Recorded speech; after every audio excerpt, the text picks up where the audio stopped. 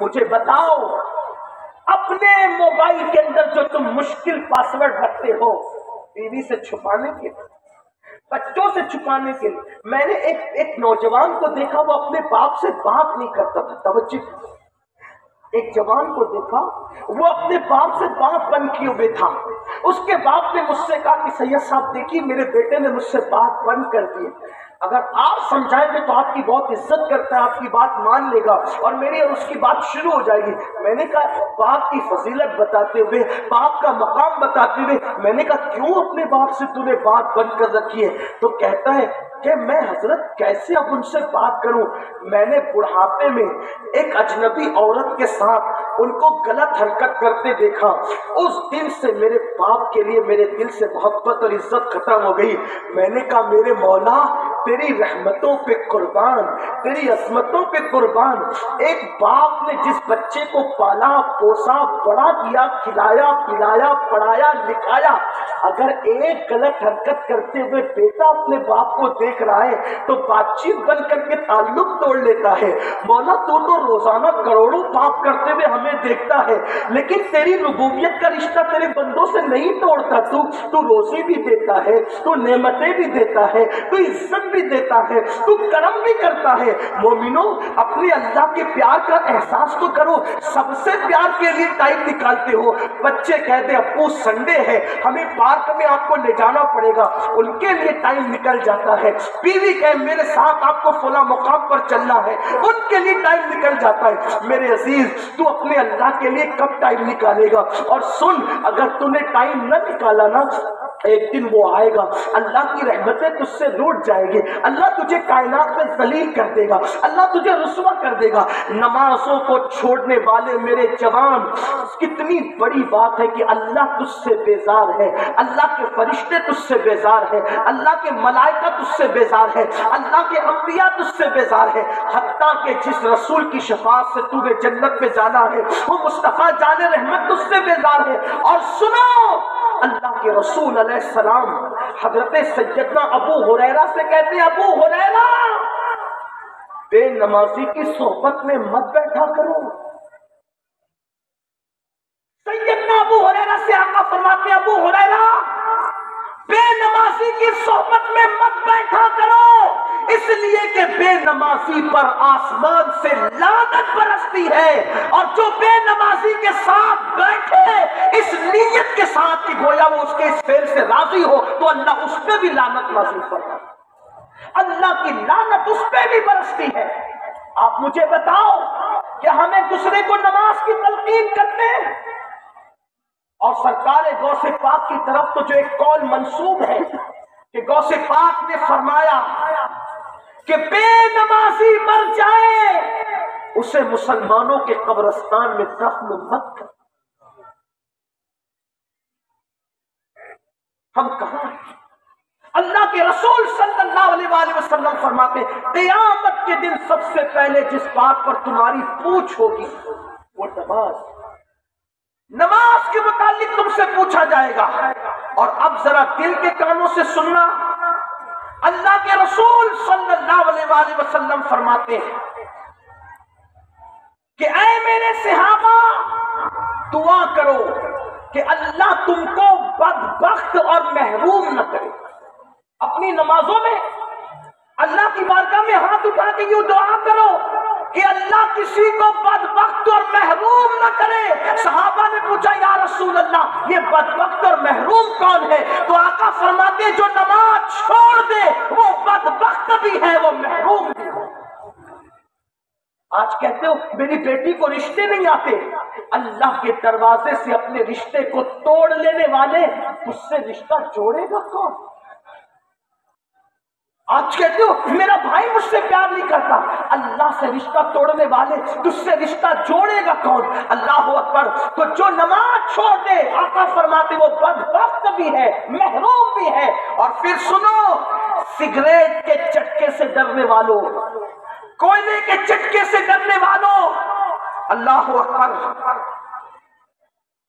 مئی کی دھوپ اور اس کی شدت سے ڈرنے والوں، اللہ کے حبیب مصطفیٰ جان رحمت صلی اللہ علیہ وآلہ وسلم کی ایک حدیث جس کو فقیہ ابو اللیث سمرقندی رضی اللہ تعالیٰ عنہ نے لکھا، آقا کریم مصطفیٰ جان رحمت صلی اللہ علیہ وآلہ وسلم ارشاد فرماتے ہیں، آقا ارشاد فرماتے ہیں کہ جب بے نمازی مرے گا انجام کیا ہے؟ سرکار ابدکرار صلی اللہ علیہ وسلم فرماتے ہیں جہنم میں ایک وادی ہے، اس وادی کا نام وادی لملم ہے۔ جہنم کے اندر ایک وادی ہے جس کا نام وادی لملم ہے، اور اللہ کے حبیب صلی اللہ علیہ وآلہ وسلم ارشاد فرماتے ہیں وہ وادی لملم ایسی ہے کہ اس کے اندر اژدہے ہیں، موٹے موٹے اژدہے۔ کبھی کبھی جب میرے جوان یہ اژدہوں کی بچھوؤں کی بات سنتے تو مذاق اڑاتے، یار مولانا تو ڈرا رہے۔ میں کہتا ہوں مولانا نہیں ڈرا رہے، یہ آمنہ کے لال کا فرمان ہے، اور حضور ڈرانے ہی آئے تھے اور نبی ڈرانے آیا۔ اللہ قرآن میں فرماتا یا ایھا المدثر قم فانذر، اے کمبل اوڑھنے والے اٹھیے اور اپنی قوم کو ڈرائیے۔ حد ہے کہ جو رسول ڈرانے آئے تھے آج اس رسول کی قوم کی محفلوں کے اندر لطیفہ گوئیاں ہو رہی ہیں۔ ابھی مفتی صاحب کی حضرت علامہ مفتی مرغوب الحسن صاحب ارشاد فرما رہے تھے کہ کیسے کیسے شورا کو بلاتے ہیں، جس کا تعلق صاحب مدحت سے اتنا کمزور ہو جائے کہ وہ گاندھی کے عوض حضور کی مدحت کرے تو وہ تمہارا تعلق حضور سے کیا جوڑ سکتا ہے؟ تعلق تو وہی جوڑے گا جس کا رشتہ خود ان سے پہلے مضبوط ہے۔ ہاں، اور ہمارے یہاں تو نعت کہنے اور سننے میں فکر رضا کے حوالے سے احتیاط اتنی ہے کہ امام اہل سنت فرماتے میں سب کا کلام نہیں سنتا، میں تو صرف دو ہی شعرا کا کلام سنتا ہوں۔ ایک تو میرے چھوٹے بھائی استاد زمان مولانا حسن بریلوی کا کلام سنتا ہوں، اور دوسرا حضرت کافی مراد آبادی کا کلام۔ ہم اتنے محتاط نہیں ہو سکتے، کم سے کم کچھ تو ہو، وہ اعلیٰ حضرت تھے جناب، آپ حضرت آپ تو کچھ محتاط ہو جائے۔ منبر رسول پر منہ میں گٹکا بھر کر کے نماز پڑھی، جبکہ کہنے والے کہہ رہے ہزار بار پشویم دہن سا مشک گلاب روز دام تو گفتن کمال بے ادبی۔ ہم کہاں ہیں؟ امام اہل سنت کہتے ہیں میں اب دو لوگوں کو سنتا، ایک تو میرے بھائی استاد زمان، اور استاد زمان کا کیا کہنا، کہتے ہیں مرادیں مل رہی ہے، شاد شاد ان کا سوالی ہے، لبوں پر التجا ہے، ہاتھ میں روزے کی جالی ہے، تیری سیرت تیری صورت زمانے سے نرالی ہے، تیری ہر ہر ادا پیارے دلیل بے مثالی ہے۔ جس کا رشتہ جڑا ہوگا اس سے سنو گے تو تمہارا بھی جڑ جائے۔ میں نے سوچا کہ کافی کی کیوں سنتے تھے، کافی کی کیوں سنتے تھے، حالانکہ وہ کافی بہت کافی تھے۔ آزادی حریت، مجاہد حریت، مجاہد حریت، آزادی کا وہ عظیم مجاہد جس نے مراد آباد کی جیل کے قریب پھانسی کا پھندا چوم کر قبول کیا۔ دیکھو وہ نعت وہ کیسے لوگ تھے، جب انگریزوں کی طرف سے پوچھا گیا، ان کے سیرت نگار لکھتے ہیں انگریزوں کی طرف سے پوچھا گیا کہ دنیا کا دستور ہے مرنے والوں سے پوچھا جاتا ہے، جب کسی کو پھانسی دی جاتی ہے مارا جاتا ہے بتا تیری آخری خواہش کیا ہے، تو کافی حضرت سید کفایت علی کافی مراد آبادی کافی سے پوچھا، کافی ہر مرنے والے کی آخری خواہش پوچھی جاتی، تیری بھی کوئی آخری خواہش ہے؟ تو کافی کہتے ہیں آخری خواہش یہی ہے کہ پوری زندگی نبی کی مدحت کرتا رہا، دنیا سے جاتے جاتے بھی ایک تازہ نعت کر کے دنیا سے یہ رخشان ہے، یہ رخشان جو ہم سے پوچھے کہ ایک رات کا کتنا ہو گیا، ان کو عاشقان رسول، کچھ لوگ مجھ سے ناراض اسی لیے اپنے بھی خفا مجھ سے ہے بیگانے بھی ناخوش، میں زیر حل کو کبھی کہہ نہ سکا تھا، لیکن ہوتے رہے، ہمیں کسی سے کیا غرض، ہمیں کسی سے کیا غرض، ہمارے لیے تو مدینے والا کافی ہے۔ لیکن سنیوں کو احساس ہونا چاہیے، محفلوں کو ہیٹ کرنے کے لیے نہ بلایا کرو، ان کو بلاؤ جن کا تعلق مصطفیٰ جان رحمت سے مضبوط ہے، اس لیے کہ وہاں سر نہیں دیکھے جاتے، وہاں چہرے نہیں دیکھے جاتے، وہاں تو دلوں کی کیفیت دیکھی جاتی۔ اپنا مزاج بدلو، اپنا انداز بدلو۔ عرض کر رہا تھا حضرت کافی سے آخری خواہش ہے، کل نعت لکھوں گا، پوچھو، شعرا موجود ہے، اہل علم موجود ہے، نیا کلام لکھنے کے لیے ذہن کو پرسکون ہونا چاہیے، خیالات پرسکون ہونا چاہیے۔ اگر ڈھول کی آواز بھی آتی ہے تو نیا کلام ترتیب نہیں پاتا۔ اور حیرت عشق کس منزل پر تھا کافی مراد آبادی کا، کہ سامنے پھانسی کا پھندا ہے اور کہتے نہیں نعت لکھنا، بچوں کا کھیل ہے کوئی نیا کلام لکھنا، پھانسی کے پھندے اوسان ختم ہو جاتے لوگوں کے، لیکن کافی نے آخری مرتبہ جو کلام لکھا، ادبی ساری رانائیاں بھی موجود ہے اور عشق کو معراج بھی نصیب ہو رہی ہے۔ عشق اور ادب دونوں ایک دوسرے سے گلے ملتے نظر آتے ہیں، اور کیا خوبصورت کلام لکھا۔ مجھے ایسا لگتا ہے کہ جیسے کافی کے پورے دیوان پر یہ کلام غالب آ گیا، آج بھی پڑھا جاتا ہے تو محفل کا عالم زیر و زبر ہو جاتا ہے۔ کافی نے لکھا تھا پھانسی کا پھندا دیکھ کر بھی اپنے نبی کی نعت، اور کیا نعت تھی، انگریزوں کی آنکھوں میں آنکھیں ڈال کر چیلنج کر رہے تھے، کوئی گل باقی رہے گا نہ چمن رہ جائے گا، کوئی گل باقی رہے گا نہ چمن رہ جائے گا، پر رسول اللہ کا دین حسن رہ جائے گا، پر رسول اللہ کا دین حسن رہ جائے گا۔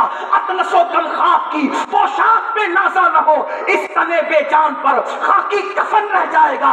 ہم سفیر و باغ میں ہیں، کوئی دم کا چہچہا، بلبلیں اڑ جائے گی، سونا چمن رہ جائے گا۔ جو پڑے گا صاحب لولاک کے اوپر درود، جو پڑے گا صاحب لولاک کے اوپر درود، آگ سے محفوظ اس کا تن بدن رہ جائے گا، آگ سے محفوظ اس کا تن بدن رہ جائے گا۔ شان نام شاہانے زمان مٹ جائیں گے لیکن یہاں، نام شاہانے جہاں مٹ جائیں گے لیکن یہاں، حشر تک نام و نشانے پنجتن رہ جائے گا، حشر تک نام و نشانے پنجتن رہ جائے گا۔ ہم سفیر و باغ میں ہیں، کوئی دم کا چہچہا، بلبلیں اڑ جائے گی، سونا چمن رہ جائے گا، اور کہتے ہیں سب فنا ہو جائیں گے، سب فنا ہو جائیں گے، کافی وہ لیکن حشر تک، سب فنا ہو جائیں گے کافی وہ لیکن حشر تک، نعت حضرت کا زبانوں پر سخن رہ جائے گا۔ جب یہ نعت سنی تن کے گورے من کے کالے انگریزوں نے کہا اس کو ایسے نہیں مارنا، اب اس کو اذیت دے کے ماریں گے، ایسے پھانسی نہیں دیں گے، اذیت۔ تو کیسی اذیت کی پتہ ہے میری قوم کے جوانوں؟ سیرت نگاروں نے لکھا، استری سمجھتے ہو، استری جس کو آپ آئرن بھی کہتے ہیں، استری پریس جس کو کہتے ہیں، پریس اس دور میں کوئلے کی ہوتی تھی، کوئلے کی، پاور کی نہیں ہوتی تھی، کوئلے دہکا کر استری میں ڈالے گئے اور کافی کے جسم پر وہ گرم گرم استری پھرائی گئی۔ ایسے چیلنج کرو گے؟ اس کے اتنا آسان نہیں ہے، داڑھی مڈا کر گٹروں میں پھینکو بھی اور عاشق بھی بن جاؤ، کانوں میں ایئر فون لگا کر گانے بھی سنو اور عاشق رسول بھی بن جاؤ، مسجدوں کو ویران بھی کرو اور عاشق رسول بھی بن جاؤ۔ جس قوم کو 24 گھنٹے میں ایک مرتبہ نام محمد لینے کی فرصت نہیں، وہ قوم بھی عاشق رسول ہوگی؟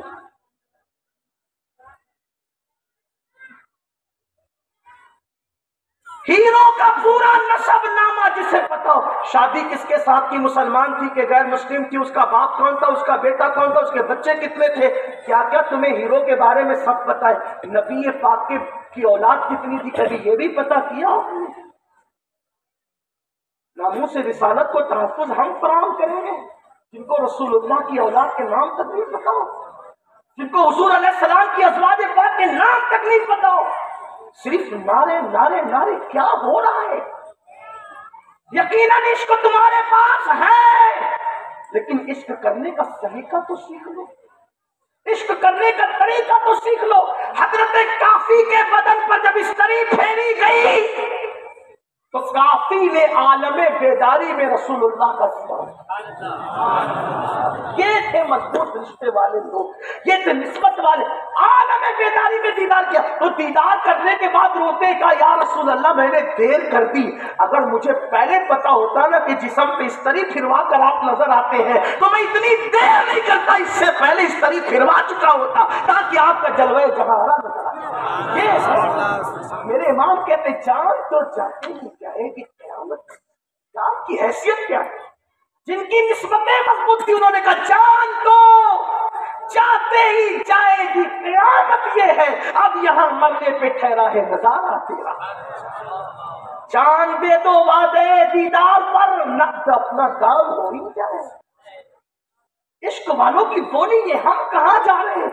تو عرض یہ کر رہا تھا کہ وادی لملم ہے جہنم کے اندر، جہنم میں ایک وادی ہے اور اس میں موٹے موٹے بچھو ہیں۔ میں فقی ابو اللیث سمرقندی رحمت اللہ علیہ کے حوالے سے پڑھ رہا ہوں آپ کے سامنے کہ اس میں بچھوؤں کا موٹا پن جو آپ نے بتایا حدیث کے حوالے سے، فرمایا جیسے اونٹ موٹے ہوتے ہیں نا اونٹ، ویسے اس لملم وادی کے اندر، اس لملم وادی کے اندر اللہ اکبر اونٹ کے گردنوں کی موٹائی کی طرح موٹے موٹے بچھو، اور ان کی لمبائی 1 مہینے کی مسافت، یعنی 1 مہینے کی لمبائی میں تیز رفتار گھوڑا جو جتنا دوڑا سکتا ہے، آقا کریم صلی اللہ علیہ وسلم فرماتے اتنے لمبے لمبے 1 مہینے کی مسافت والے لمبے بچھو ہوں گے۔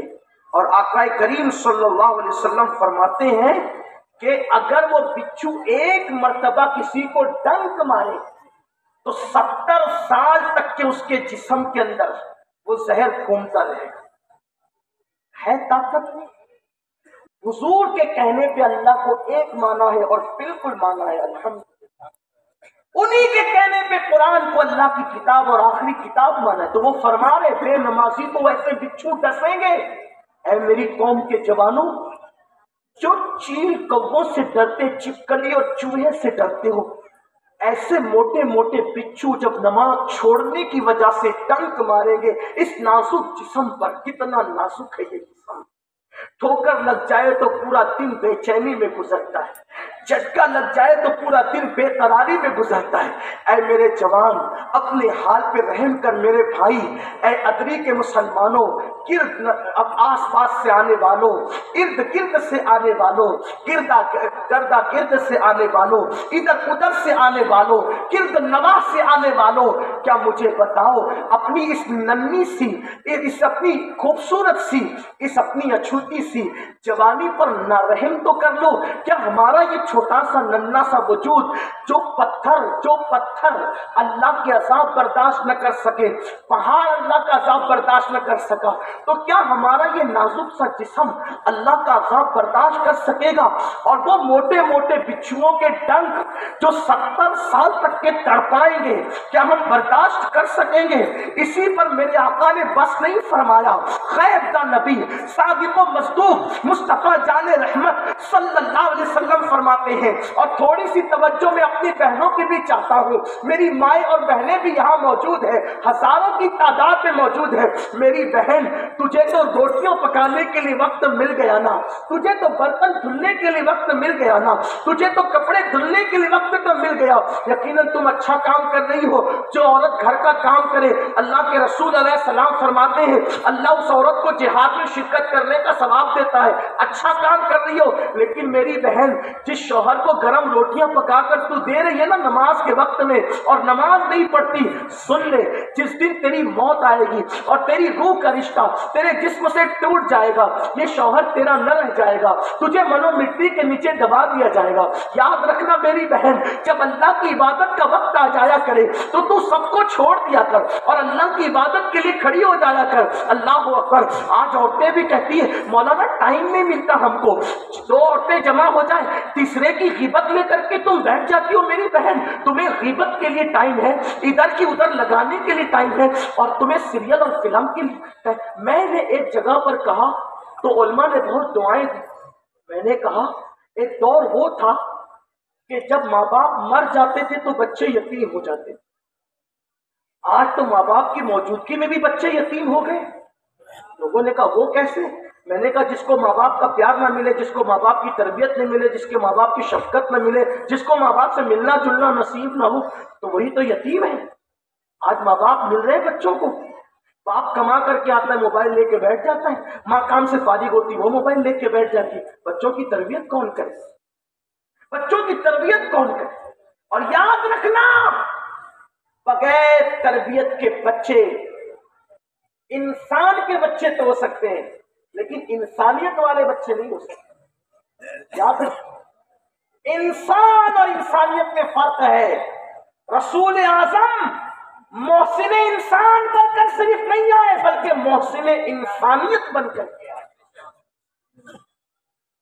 بچے انسان تو ہوں گے، انسانیت نہیں ہوگی۔ بکری کا بچہ پیدا ہوتے ہی چلتا ہے، تو جو اللہ بکری کے بچے کو پیدا ہوتے ہی چلاتا ہے، مرغی کے چوزے کو انڈے سے نکلنے کے بعد چلا دیتا ہے، تو کیا وہ انسان کا بچہ اشرف المخلوقات کو پیدا ہوتے ہوئے نہیں چلا سکتا تھا؟ کیوں 2 سال تک کے گود میں پڑا رکھا، محتاج رکھا دودھ کا بہانہ تھا، تربیت کروایا۔ چوزوں کو تربیت کی ضرورت نہیں ہے، بکری کو تربیت کی ضرورت نہیں ہے، اس لیے وہ پیدا ہوتے ہی چلنے لگے۔ ہمیں ماں باپ کی گود کا محتاج اس لیے رکھا کہ انسان کے اندر فطرت ہے اخذ کرنے کی، لینے کی، کسی کے نقوش کو اپنے اندر منتقل کرنے کی، اسی لیے ماں باپ کے قریب رکھا تاکہ تم ماں باپ سے صرف دودھ نہ لو، گود نہ لو، ان کا کردار بھی لو۔ جب ماں فاطمہ جیسی ہوتی ہے تو بیٹے حسن و حسین جیسے ہوتے ہیں، جب ماں ام الخیر فاطمہ ہوتی ہے تو بیٹا عبد القادر جیلانی جیسا ہوتا ہے، جب ماں ام الورا جیسی ہوتی ہے تو بیٹا غریب نواز ہندوستان کا بادشاہ ہوتا ہے۔ ایک انگریز مفکر نے کہا تھا تم مجھے اچھی مائیں دے دو میں تمہیں اچھی قوم دوں گا، تم مجھے اچھی مائیں دو میں تمہیں اچھی قوم دوں گا۔ جس قوم میں اچھی مائیں ختم ہو جائے وہ قوم کبھی اچھی قوم بن نہیں سکتی۔ صلاح الدین ایوبی جیسا بطل جلیل کسی سیریل دیکھنے والی ماں کی گود میں آئے گا؟ کسی ناول پڑھنے والی ماں کی گود میں آئے گا؟ موبائل پر ٹھٹک کر باتیں اجنبی مردوں سے کرنے والی ماں کی گود میں آئے گا؟ واللہ ایسے باغیرت لوگ تو باغیرت ماؤں کی گود میں جنم لیتے ہیں، باغیرت ماؤں کی گود میں آتے ہیں۔ کسی نے کہا تھا، لیکن میں اس کی تھوڑی ترمیم کرنا چاہتا ہوں کیونکہ یہ ذمہ دار اسٹیج ہے۔ ایک شاعرہ نے کہا تھا کہ آج بھی ہو سکتا ہے عیسیٰ صاحب، شاعر نے کہا، شاعرہ نے نہیں شاعر نے کہا کہ آج بھی ہو سکتا ہے عیسیٰ سا بیٹا پیدا، ماں کی گود ہی ملتی نہیں مریم کی طرح۔ میں اس کو تھوڑا ترمیم کرتا ہوں کیونکہ ہمارے ہاں نبی کی مثلیت کا کوئی تصور نہیں ہے، تو اس کو میں نے یوں تبدیل کیا اس شاعر سے معذرت کرتے ہوئے کہ آج بھی ہو سکتا ہے عیسیٰ کا پرتو پیدا، آج بھی ہو سکتا ہے عیسیٰ کا پرتو پیدا، ماں کی گود ہی ملتی نہیں مریم کی طرح۔ اگر ماں کی گود مریم کی گود کی طرح ہو جائے تو آج بھی دیکھو گے بہت باغیرت لوگ جنم لیں گے۔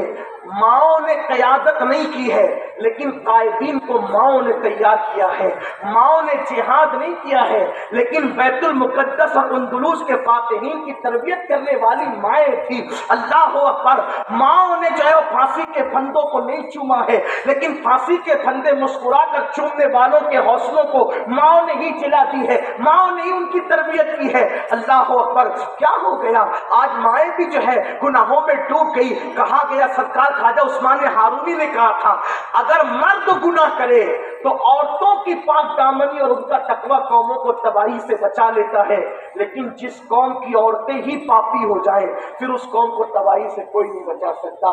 اللہ اکبر!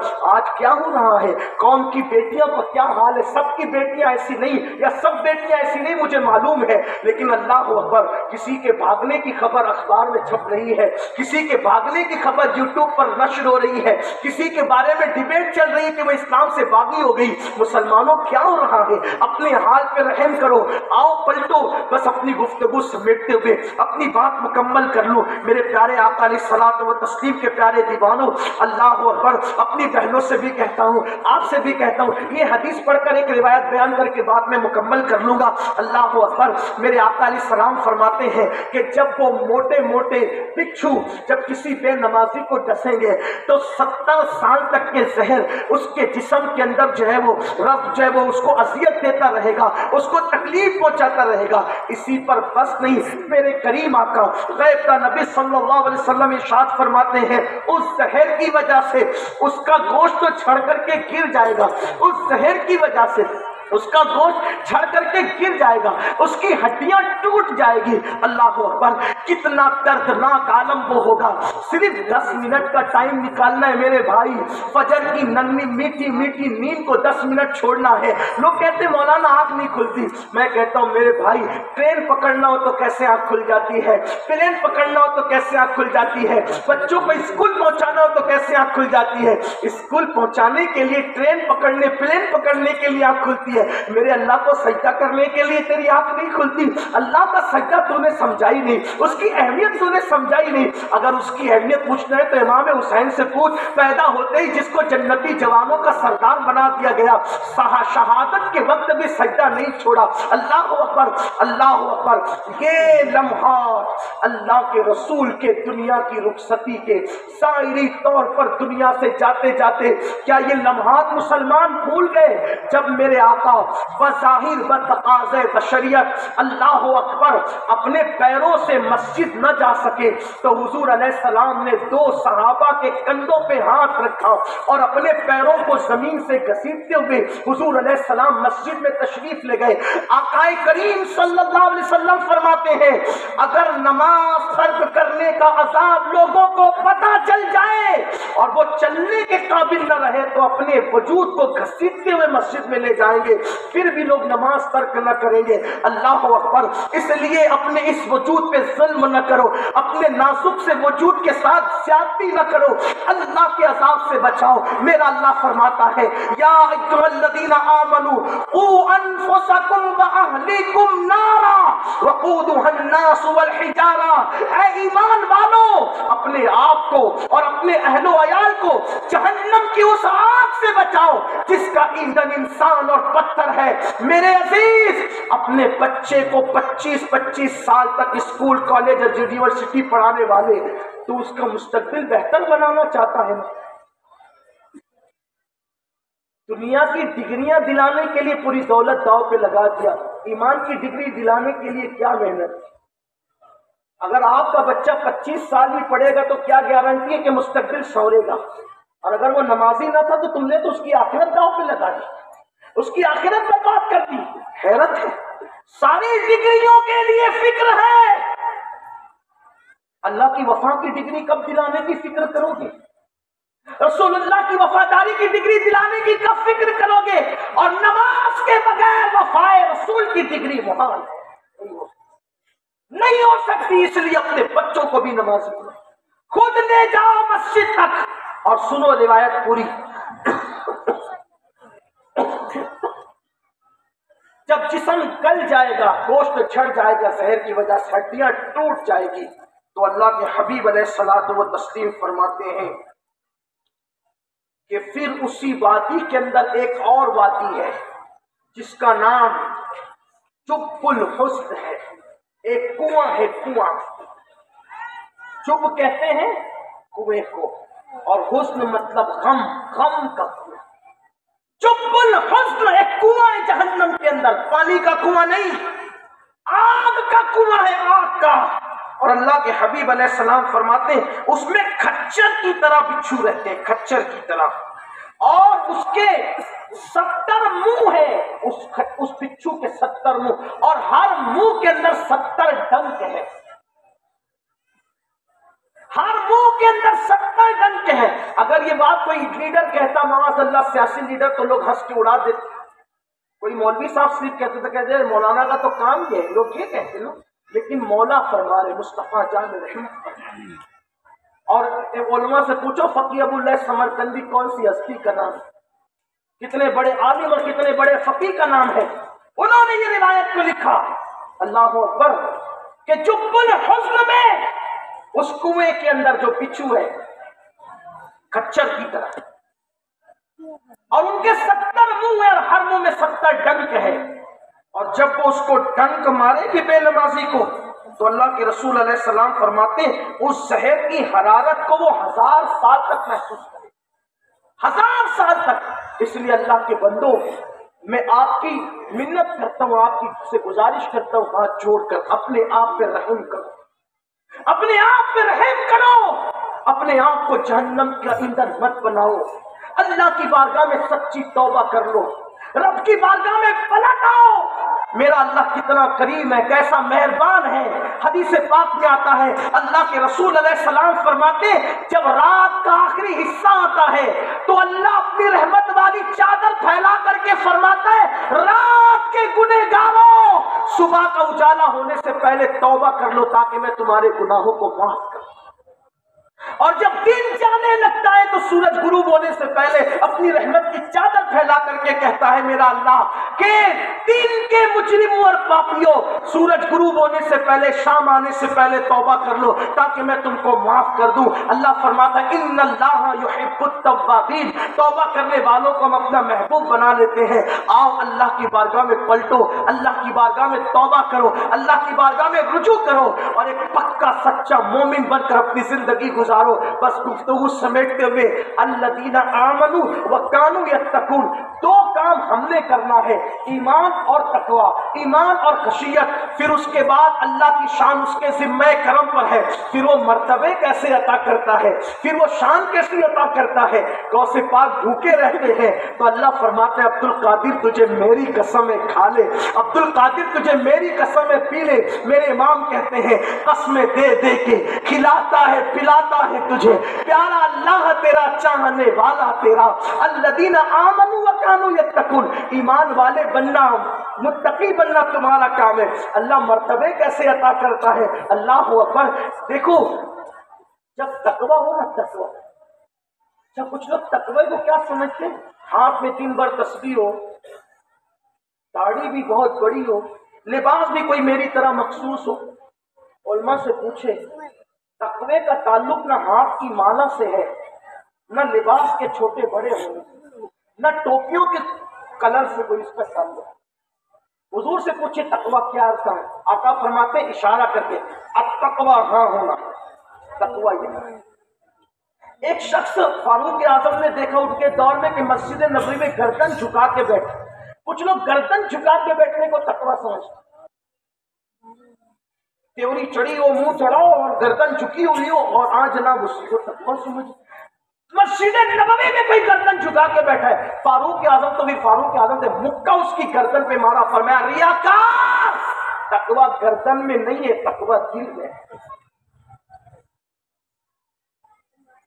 مالا جپنے کی بجائے اپنا دل بدل، اپنے دل کو تبدیل کر، دل میں اللہ کی خشیت پیدا کر، پھر تیرا لباس چاہے جیسا جو جائز لباس پہنے، تیری ٹوپی پھر جائز طریقے سے جس جیسی ہو، اگر تیرے دل میں تقوی پیدا ہو جائے پھر کیا ہوتا ہے۔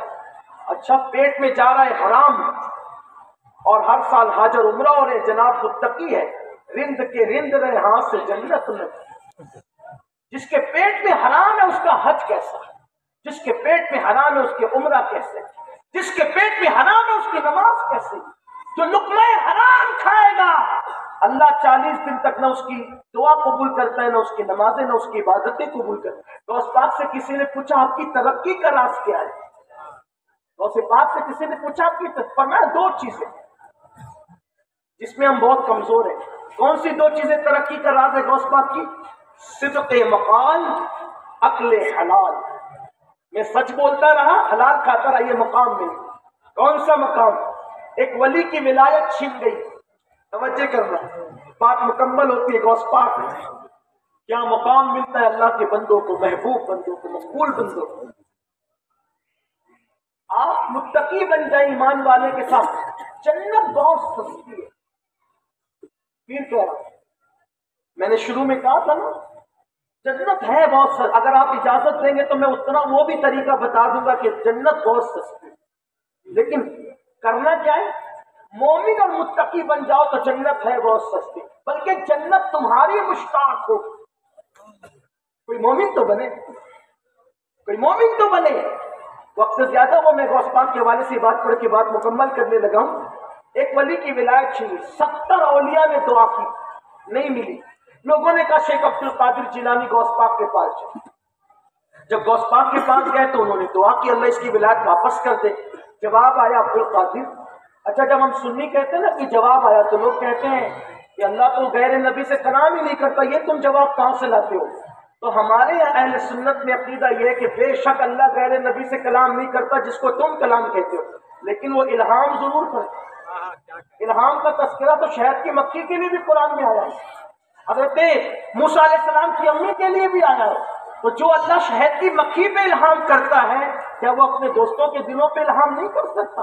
وہ کہتے ہیں کیسے بات کرتے ہیں؟ ہم کہتے ہیں ایسے بات کرتے، قرآن میں ہے شہد کی مکھی پہ بھی وہ الہام کرے، اس کی شان ہے۔ تو جواب آیا عبد القادر، 70 ولیوں نے مل کے دعا کی، ہم نے قبول نہیں کی، رد کر دیا، شان بے نیازی ہے، تیری اکیلے کی قبول کر لے۔ تو دیکھو ناز بندگی یوں بولتا ہے جب کوئی متقی ہوتا ہے، عرض کرتے مولا جب تو نے قبول نہیں کرنی تھی تو مجھے توفیق کیوں دی؟ جب تو نے قبول نہیں کرنی تھی تو مجھے توفیق کیوں دی؟ اور جب تو نے مجھے توفیق دی ہے تو پھر قبول فرما۔ ارشاد ہوا عبد القادر تیری یہی ادا ہے تو ہمیں پیاری ہے، کیا ہم نے اس کو ولایت عطا کی؟ نعرہ تکبیر، نعرہ رسالت، جشن عید میلاد النبی، نعرہ تکبیر۔ اور سنو، جنت ہے سستی، مومن بنو، متقی بنو، کتنی سستی۔ لکھا گیا ہے کتابوں میں، حضرت سیدنا مالک بن دینار ایک رستے سے جا رہے تھے، دیکھا کہ کچھ خوبصورت لڑکیاں کنویں پہ نہا کر کے کسی طرف جا رہی۔ ان لڑکیوں میں ایک لڑکی تھی بڑی خوبصورت، جس کی طرف دل کھینچے لوگوں کا۔ اس لڑکی کے قریب مالک بن دینار گئے، کہا تو کون ہے؟ کہا مجھے نہیں جانتا، میں بادشاہ کی سب سے پسندیدہ کنیز ہوں، اور کنیز ہو کر بادشاہ کے یہاں میرا مقام یہ ہے، توجہ کر، بادشاہ کے یہاں میرا مقام یہ ہے کہ سینکڑوں کنیزوں کو میری کنیز بنا کر کے رکھا ہے، کنیز ہونے کے باوجود۔ حضرت مالک بن دینار اللہ والے تھے، اللہ والوں کے یہاں دنیا بہت حقیر ہے۔ تو فرمایا کہ کیا تیرا مالک مجھے بیچ دے گا تجھے؟ وہ بیچے گا تجھے؟ میں خریدنا چاہتا ہوں۔ اس نے گردن کو جھرجھری دی پورے گھمنڈ کے ساتھ، اور کہا تو خریدے گا تو چل بات کر میرے مالک سے، میرے بادشاہ سے۔ اب وہ اللہ والے تھے، لا خوف علیہم ولا هم يحزنون۔ گئے بادشاہ کے پاس، کنیز نے کہا دیکھو یہ کیا کہتا ہے۔ وہ پہچان گیا مالک بن دینار، کہا حضرت کیا بات ہے؟ کہا بیچو گے اس کو؟ آپ خریدیں گے حضرت؟ ہاں۔ کتنے میں بیچو گے؟ حضرت میں کیا قیمت لگاؤں، آپ ہی لگائیں۔ میں 2 کھجور لے، چھوارے، سوکھے چھوارے لے، اور اس کو دے دے۔ حضرت اتنی سستی؟ فرمایا اس میں سستی کی کیا بات ہے، میں تو مہنگی لے رہا ہوں 2 چھوارے دے کر۔ کہا کیوں اتنی خوبصورت؟ کہا بیٹے اس میں عیب ہے، عیب بڑے عیب ہے اس میں۔ کہا حضرت اس میں کیا عیب ہے؟ فرمایا دیکھ اس کے عیب گناتا ہوں، اگر یہ غسل نہ کرے تو اس کے جسم سے ایسی بدبو آئے کہ تو قریب نہ بیٹھ سکے، نیند سے اٹھ کے منہ صاف نہ کرے تو منہ سے اتنی بدبو آئے کہ تو بات نہ کر سکے، ٹھیک؟ اور پھر تیسرا سب سے بڑا عیب یہ ہے کہ جب مر جائے گی تو تجھے غم دے جائے، اور اگر تو مر جائے گا تو کسی اور کی ہو جائے گا۔ اس نے کہا حضرت کوئی ایسی بھی کنیز ہے کہ جس میں یہ 3 عیب نہیں ہے؟ فرمایا ہاں میری ہے، میرے پاس ہے، یقین دیکھو یقین دیکھا میرے پاس ہے. کہا وہ کون سی؟ کہا بیٹے وہ جتنا نہ نہائے اس کا پسینہ جتنا نکلے اتنی خوشبو بڑھتی جائے، اس کے منہ سے کبھی بدبو نہ آئے، اور خاص بات یہ ہے کہ وہ جس کے پاس آ جائے تو وہ دھوکہ دے کر نہ جائے اور نہ مرے. وہ بھی نہ مرے جس کو مل جائے، وہ خود بھی نہ مرے، نہ دھوکہ دے نہ کسی اور کی ہو. کہا حضرت وہ کون ہے؟ کہا بیٹے اسی کو جنت کی حور کہتے، جو مومنوں کی کنیز ہے جنت کی حور کہتے ہیں. لیکن بیٹا ہے بڑی سستی. کتنی سستی ہے بتاؤ؟ ہے بڑی سستی. کتنی؟ کچھ لوگ کہتے ہیں نماز پڑھو حوریں ملے گی، ہم کہتے ہیں وہ ہے بڑی سستی. اتنی بڑی چیز، پوری زندگی کی نمازیں حوروں کے نام کر دیا تم نے، پوری زندگی کی عبادت حوروں کے نام کر دی. حضور حافظ ملت جلالت العلم شاہ عبدالعزیز محدث مبارک پوری لکھتے ہیں انما الاعمال بالنیات کی تشریح کرتے ہوئے، ہو سکے تو ثواب کی نیت سے بھی اعمال نہ کیا کرو، اگر ہو سکے تو اس طرح کرو کہ ثواب کی بجائے یار کی رضا کی نیت. اس لیے کہ اہل ثواب پھنس سکتے ہیں لیکن اہل رضا کبھی نہیں پھنس سکتے. اہل ثواب خطرے میں جا سکتے ہیں، اہل رضا کبھی خطرے میں نہیں جا سکتے. اسی لیے اس کی رضا کے لیے کرو. بہرحال حضرت مالک بن دینار کا ہے بڑی سستی، اس کا میل بہت کم ہے. تو کیا فرمایا؟ جب سب سو جائیں، مالک بن دینار کہتے ہیں جب سب سو جائیں تو اس وقت اچھے سے وضو کر اور 2 رکعت نماز ادا کر اور اپنے گناہوں پہ رو لے. بس یہی اس کا محل. 2 رکعت پر حور ملتی ہے، پوری زندگی کی عبادت کہاں نام کرنے چلے. اتنی سستی ہے. لیکن ہم تو رات کے 3 بجے تک لگے ہوئے ہیں نا موبائل پر. ہمیں کب توفیق ہے؟ سیدنا مخدوم اشرف جہانگیر سمنانی فرماتے ہیں جسے رات کے آخری حصے میں جاگنے کی فضیلت پتہ چل جائے وہ رات کے آخری حصے میں کبھی نہیں سوئے گا. مخدوم صاحب فرماتے ہیں کہ رات کے آخری حصے میں جاگ کر مجھے جو نعمتیں ملی ہے کسی نفل عبادت سے مجھے وہ نعمت نصیب نہیں تھی. اس لیے ہو سکے تو اللہ کے لیے جاگو، رت جگہ کرو، دعائیں کرو، آنسو بہاؤ اور اپنے دلوں میں اللہ کی خشیت پیدا کرو. اللہ سب سے پہلے مجھے آفت و توفیق عطا فرمائے اور گفتگو کے درمیان اگر کوئی غلطی ہو گئی ہو اللہ تعالیٰ معاف فرمائے. استغفر اللہ ربی من کل ذنب واتوب الیہ وما علینا الا البلاغ. السلام علیکم.